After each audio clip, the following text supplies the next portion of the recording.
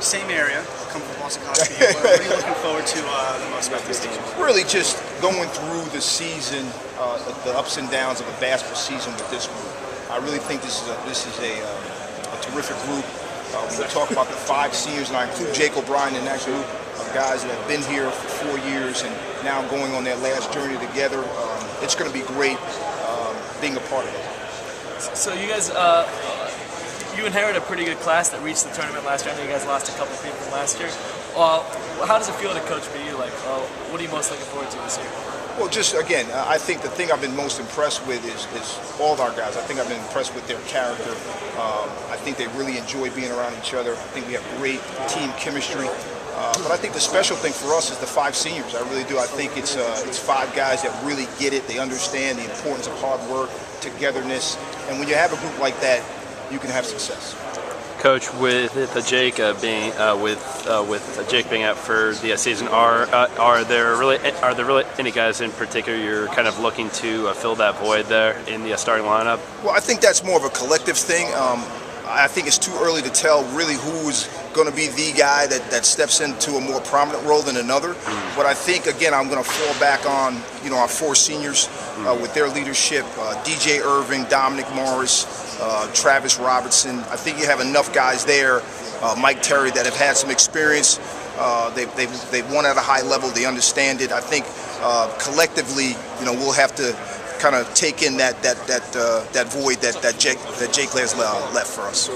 Compared from last year to this year, what are you doing differently in practice compared to Coach Chambers? What are the different things? Well, I wasn't in Coach Chambers' practices last year, but we come from the same basketball family, so some of the same philosophies are still in place. We play hard, we play smart, we play together, we play with pride. Those are the same things that he learned from Coach Wright. That's my mentor as well. So there will be some things I think that will correlate in terms of what they did last year and what we're doing this year.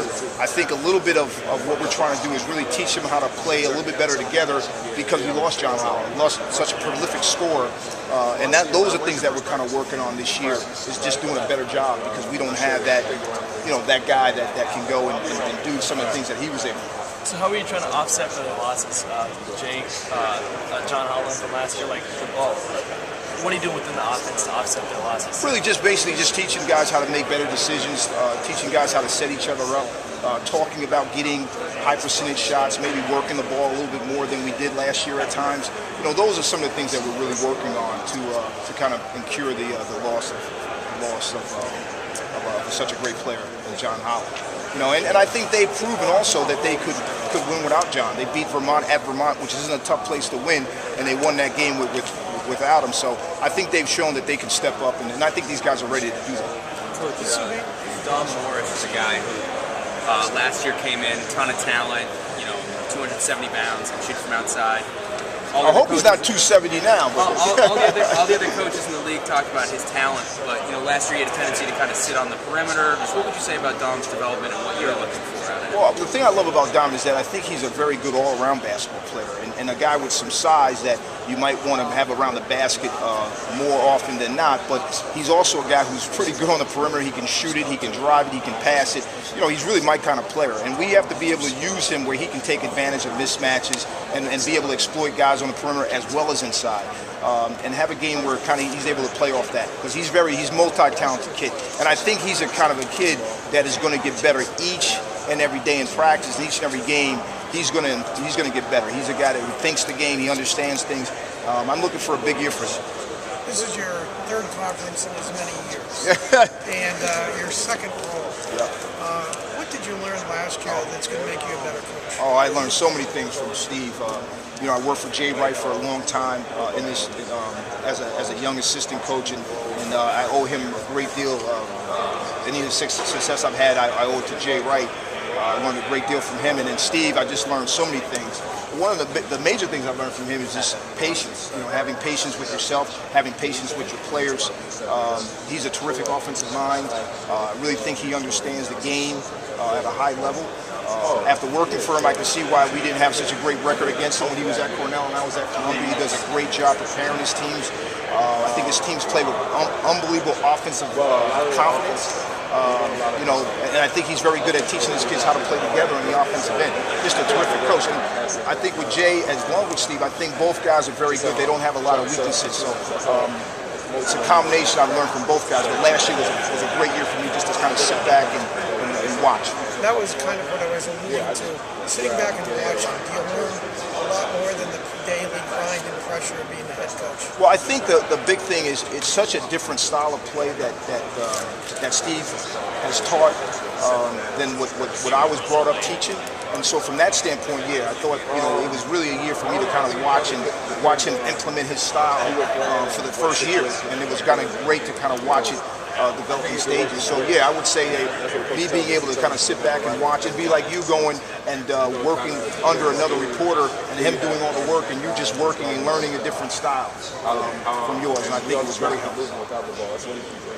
How was your style? How would you say your style is different from some of your predecessors? From Coach Chambers? Yeah. Not only him, the one in Columbia and Coach Wright in Villanova. Yeah, I think. How would you say your style is different? I think it's a combination. I think you know, I've been fortunate enough to be a head coach for 7 years. I think I'm a kind of a combination between Coach Wright and Steve. You know, I think we do a lot of the same things on the defensive side that Jay does. On the offensive side, we're going to probably play a little bit more like Steve, but that's kind of like how we played at Columbia. So I think it's a kind of a combination of both. How do you look at America East now that you're a head coach compared to how you looked at it from the Ivy League perspective? Well, I was an assistant in the league for 3 years prior to going to Villanova. And it was a great league. You know, back then you had Hofstra, you had Northeastern, you had Drexel, you had Delaware in this league, and it was an outstanding league. I have a ton of respect for the coaches in this league. A lot of guys that either I have watched, I've been an assistant with their head coach like Coach Herrion, who dominated this league when he was at Drexel, or other guys like Coach Gallagher from Hartford, who I've kind of come up the ranks with. So there are a lot of guys that I have relationships with. I'm looking for Will Brown. I've known since he was 10 years old. You know, just I have great relationships with a lot of the guys in the league, and Steve Pikel's another guy that I'm very fond of. That, again, we were assistants together, and we kind of went up the ranks, and then we played against each other when he was at Stony Brook. I think it's a great league. I think it's a league that can continue to improve. I think just the players that are coming in this next year's freshman class, the 2012 kids that are coming in, I think a lot of guys have gotten some very good players. I think it's going to continue to improve. What have you been seeing from the freshmen, James and Zach, so far, just with 2 weeks into practice? Our freshman class is very talented. I think both guys are very athletic. They're very quick. I've been impressed with their work ethic. I think both guys really want to get better, and I really think they're both going to have an impact on our program. How early? It's too early to tell that, but I do think both players are going to be very good players in this program, and that's a great sign for us to have 2 freshmen coming in that are going to have that kind of impact. Have you coached in Case Gym before? As an assistant, yes. Okay. As an assistant, then we scrimmaged here last year, and John Holland gave us about 36. So yeah, I've been around. What do you find about this gym that can play to your advantage as a program? Well, I think the first thing is our players love playing here. I think you know, anytime your players love playing in your gym, it's a good sign for us. So you know, that's a home court advantage. I think it's a place where you can really pack this place in. It's right on campus, so the dorms are very close. We have to do a better job of trying to, on a regular basis, pack this place. But when this place is loud, it's very, very loud, and it's a great home court advantage. Mentioned John Holland. How hard is it? Well, again, I don't think he's a guy that you replace. I think you know, he's going to be he's the second all-time leading scorer in the history of the school. I don't know if we can just replace a guy like that, but I think collectively we can do a better job. And I think the one thing that we've been preaching is really teaching them how to play together and how to make the game easier for each other. So Matt Griffin can use his strengths. Pat Hazel can use his strength. I think we have to do a better job of that, because we're not going to be able to rely on a guy that can go out maybe each and every night and just dominate the league. But you know, Daryl Parton is I believe he's the Player of the Year candidate. So I think you got a pretty good offensive player in Daryl Parton too. What kind of system can you devise to make use of all these guys? All these experienced guys. Well, we're more of a 4-out, 1-in offensive scheme. Even our 5-man is going to step away from the basket as well. So, for me to play 4 guys that are generally perimeter players is a good thing. But I think we'll be a lineup that's going to look to play Dominic at a 4 position, Pat or Jeff at the 5 position. Malik Thomas, the kid coming in that will play some 4. James Kennedy can play some 4. So it'll generally be 3 guards and a forward in the center. But our forwards can shoot, dribble, and pass. They have to be more like perimeter guys. Do you think you can press anybody in the league? I haven't watched enough of each team to say that we will press, but I definitely think that at some point in each game that we play this year, we will press them.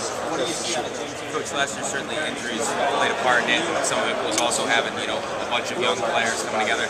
There wasn't a lot of functional depth on B's team. Some of the guys that came in off the bench, it was kind of just eat up some time, hopefully hang on long enough to get the starters a breather. What do you think about your depth this year and how you're going to use your breadth? Do you think that you're going to be able to have some players that can come in and give you something off the bench? Well, I think we're probably a team that has a little better balance that way, and you're hoping that some of the young guys have taken a step in their development as players. I know enough to know that you can't see that until the games start. You can watch it in practice, but until the lights come on, you don't really know that. But I'm hoping that some of the young guys like Travis Robinson and Mike Terry's of the world, and guys like James Kennedy and Zach Chamorro can step up and help us. Malik Thomas has been very good, but we don't know that till the lights come on. Guys like Pat and Matt, they've been doing this. It's old hat for them. They know what to expect. The young guys, you don't really know. So some of this is going to be trial and error. A guy like Matt Griffin, he came off the bench a lot last year. Do you see maybe him or that being a benefit to be able to bring a veteran player who can give you something off the bench instead of in the starting line? I think and I think there's advantages for that happening. I think there's also advantages starting a game with your best 5. I think those are things that as you go through and you see how the team fits together, you got to make those decisions. John's not here anymore. So, other guys are going to have to step up. Let me take you off topic. Do you talk to players about the use of social media? Oh, yeah. And all that talk about what you've talked to them about and what if you have rules and what they are. Yeah, well, right now we're not a program that tweets. I just feel like it's very dangerous for our guys in terms of things that young people they think is appropriate and adults don't, and I think them understanding the effects of putting something out that everyone can read, and you might think it's a funny thing or it might be an inside joke, but someone else is going to take offense to that. And I think just teaching them how to be careful with that. We're allowing them on Facebook right now, but certainly the Twitter I think is something that's is scary to me because I want to protect my guys. I also want to teach them how to make better decisions, but this is one that I think it's very difficult because of the uses of slang and things that young people do. You don't really have control over what's appropriate, what's not appropriate. And I think that's kind of where I am right now with the Twitter. You keep Sean out of trouble. Now I know him from I covered him. I'm from Upper Williams. Yeah, we're trying to keep Sean out of trouble, but he's doing a great job so far. He's a great get for us. What made him such a good get? Oh, just I think the biggest thing for me was really finding a young guy that was coming from that had some experience, and he had experience at Towson, but also now he went to Williams, and they run a great system. Some of their schemes we wanted to use, so I was looking for a guy that we could use some of those schemes, but had great contacts and great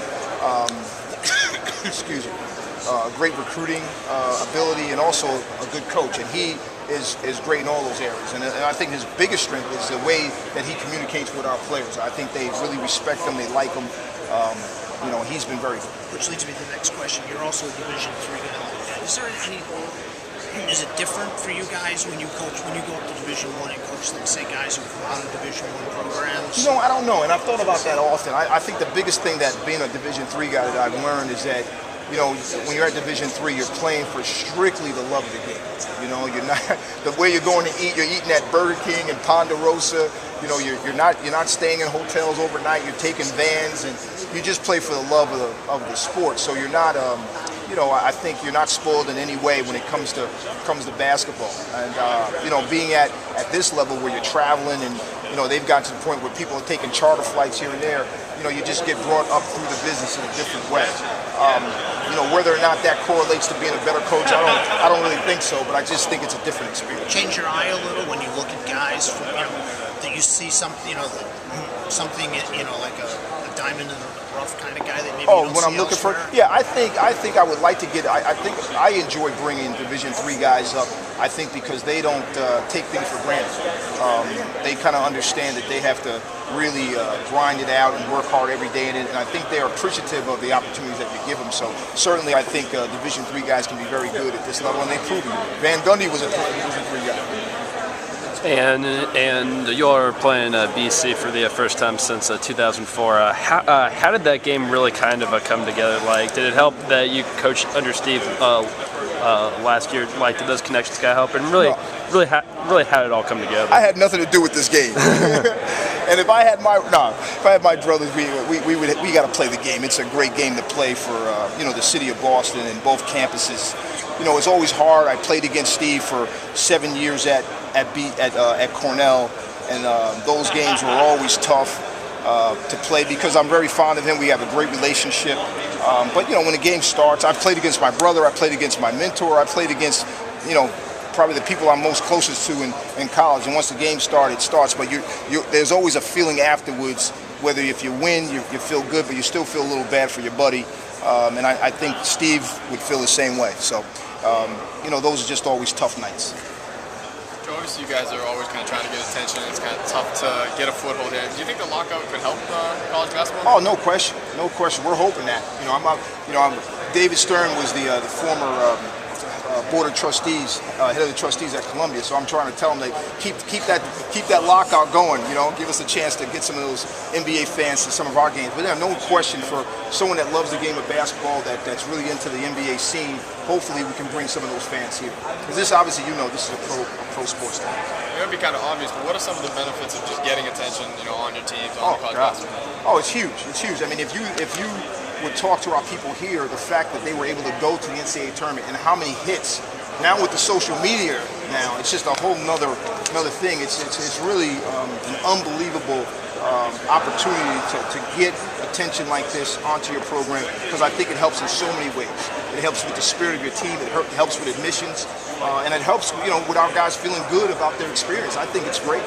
In what ways personally are you going to try to go out and draw that attention? Oh yeah, I'm coming from Hofstra, where we built the program from the ground up with Jay Wright. We had to do everything we could by, you know, handing out tickets, T-shirts, on-campus promotions. I mean, everything you can think of, we try to do there, and that was kind of like my first experience. So everywhere I've gone, we've done those things. Villanova was a little bit easier, obviously, because of the tradition.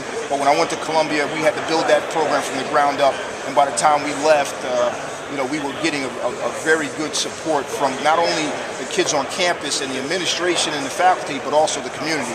And it's something I talked to. I've already met with the band. I've already talked to the Dog Pound. I've met with our beat writers. We have some things in the works that we're thinking about.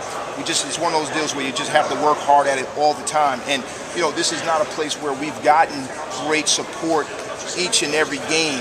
You know, it's not been embedded in this program yet, but we're hoping we're moving towards that. Hopefully, what Pat Chambers and the team did last year and the year before, and what Coach Wolf did, you know, we can start to improve that. But you can't get disappointed if you work your tail off and you throw up 200 people at a game. You got to keep working at it. That's the one thing I learned. You can't get discouraged. You got to keep working at it, because it's something that has to happen over time.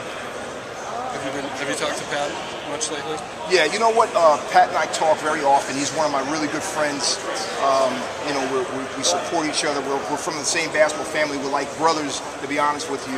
I would do anything for him. He knows that, and I feel the same way. You know, I'm very happy for him and very fortunate to be able to come in after him, because he did a great job. What's the best piece of advice he gave you coming into this job? Be yourself. You know, be yourself. He knows me very well. He knows what I stand for. He knows what I'm all about.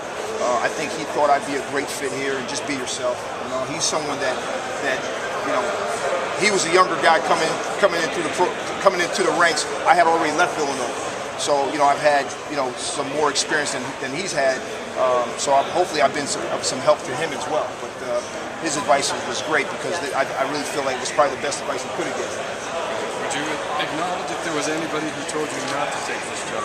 And if so, what were the hesitations that maybe you might have had even without somebody saying it? First of all, no one in their right mind would tell you not to take the BU job. That is, no one. There are so many people that are very envious of me being in this position. This is a great job. Everyone knows it. You're talking about a tremendous academic institution, great basketball tradition. It speaks for itself. No one said anything negative about it. I have no reservations on taking the job. I will embrace the challenge to try to get the program to the point where we're competing for championships every year. That's what you want, and I'm coming from a place where we were never picked first. It feels good to be picked first, And whether or not I did the dirty work to get us there or not, I don't care. I just like the fact that we're picked to win, and we're going to embrace that. And I think our guys are just used to it. Obviously, you left a good roster. How important was it to keep all those guys? Because obviously, when coaches come in, there can be a lot of turnover, and that didn't happen here. No, and I think it didn't happen because there's just I think when the guys had an opportunity to spend time with me, I think they saw that this could be a very good thing for all of them. The way they were going to be treated, the way we were going to do things here. I think there are definitely some similarities between Pat and I that help. And I told them flat out, there are going to be some things that you're going to like that we're going to do differently, but there are also going to be some things that you don't like. But we'll be all honest with you. We'll be forefront, and really the bottom line is it's their program. I'm their coach, but I know I've been doing this for a long time. This is really about them and their experience. That's what this is about. So I think, I told somebody else this. The relationship will improve over time. You can't force it. When you come into I get the job in late June, I'm not going to be their best friend by August. It's just not going to work that way. But hopefully over time, they will see the things that we're doing. I love the fact that these guys are coming to work every day. They work their tails off. But I think that relationship where the trust comes in will happen over time. Coach, this job kind of has somewhat of a reputation of being a stepping stone job for guys who have success. Obviously, that's no secret. And how do you address that, though, with Pat Chambers leaving after a couple of years, with kids who might say, hey, if you win, you might not be here in a couple of years. And that's been said, but that's been said everywhere I've been. Sure. And they said it about Jay when he was a young coach at Hofstra. It's just something that you deal with. I've been through this so many times now that those questions I think I can answer. And the big thing for me is that my family. I have a young daughter who's 9 years old and a son who's 5 years old. I just moved them from New York a year ago. The last thing I'm trying to do is move my family, to be honest with you. So I love basketball. I think I could coach basketball at any level in terms of me being happy. I'm not telling you I'm a great pro NBA coach, but I do feel like I'd be happy coaching at any level of basketball. So for me, using this as a stepping stone is not really something I'm even thinking about at this point. I'm really trying to come in here and keep this program moving in the right direction. I think that's where my energy and focus is, and that's where we'll continue to be until I coach my last game here. What's your philosophy on scheduling games? Obviously, you have BU this year, but are you going to be BC, excuse me, this year? Are you going to be the kind of guy who says, "I'll take on anybody," or would you like to, build up a little more slowly? You have any thoughts on that yet? Well, I think it's funny because it's really I think a great deal of it has to go to where your program is at this point. This year, I think our program is extremely challenging, to be honest with you. I feel good that we have the seniors that we have, but I think if you're coming in and you have a year where you're a little bit younger than you want to be, then you want to maybe not slow the process down, but maybe scale down a little bit. I really think it depends on where your program is at this point. Hopefully, we're at a place where we're not taking those highs and lows. We're staying consistently at a level that we can compete with the schedule that we have right now. But I think you asked me that question come January, I might have a different answer. Now, Coach Donahue, when he came to BC, one of the big things was they wanted him to get out in the community and be more available, I guess, for lack of a better term. Obviously, this job, that's been a long-standing expectation, of the coach. What might you have picked up from him, the way he interacts with the BC community that you're taking? Steve was great. Steve was just great, just great, giving up his time to people. But these are all things I did at Columbia when I was there. These are all things that Jay Wright did at Villanova and Hofstra. We was there. I mean, part of you being a coach, not even just a basketball coach, but a coach at a major university like Boston. You got to go out. You got to go out and meet people. I think it's important for our community people, our fans, to know who you are. And I think even on campus, the students need to know who you are, and they need to know that you're just more than just a coach. That you really, want the best for the students here and want to be a part of the culture here. That's important.